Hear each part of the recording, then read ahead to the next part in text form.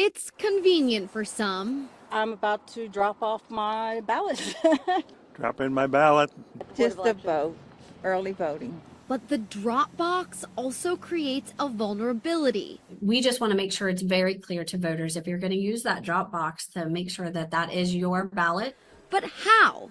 By this laminated sign on the ballot box? It's a new directive that doesn't seem enforceable. And like, how do you guys know? Is there someone at the drop box making sure it's that person?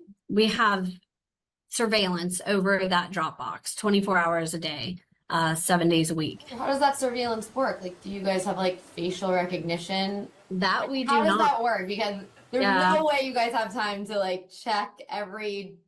I mean, is it just to like hope people are honest? Because there's no way unless there's Right. AI. So to that be able to- surveillance was put there so that we could monitor that box. Surveillance that is live streamed in some counties, but it's also not monitored 24/7 unless there's a reason to go back and watch the tape. So I took my question to the Secretary of State.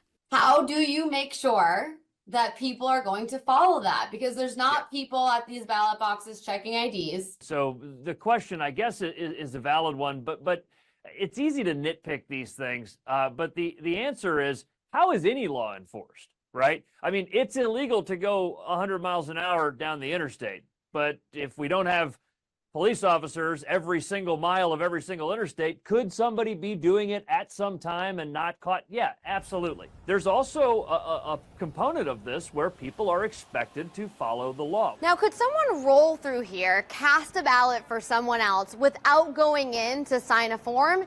It seems very possible.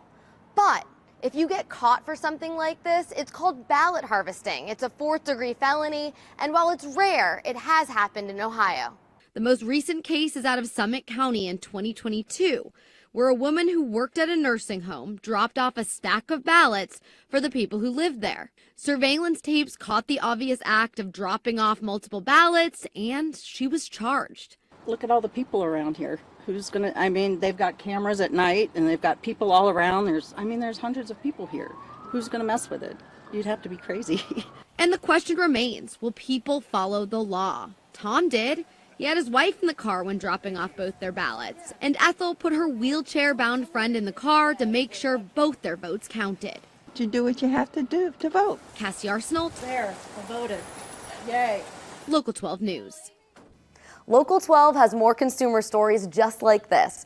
Don't forget to click the links and press subscribe.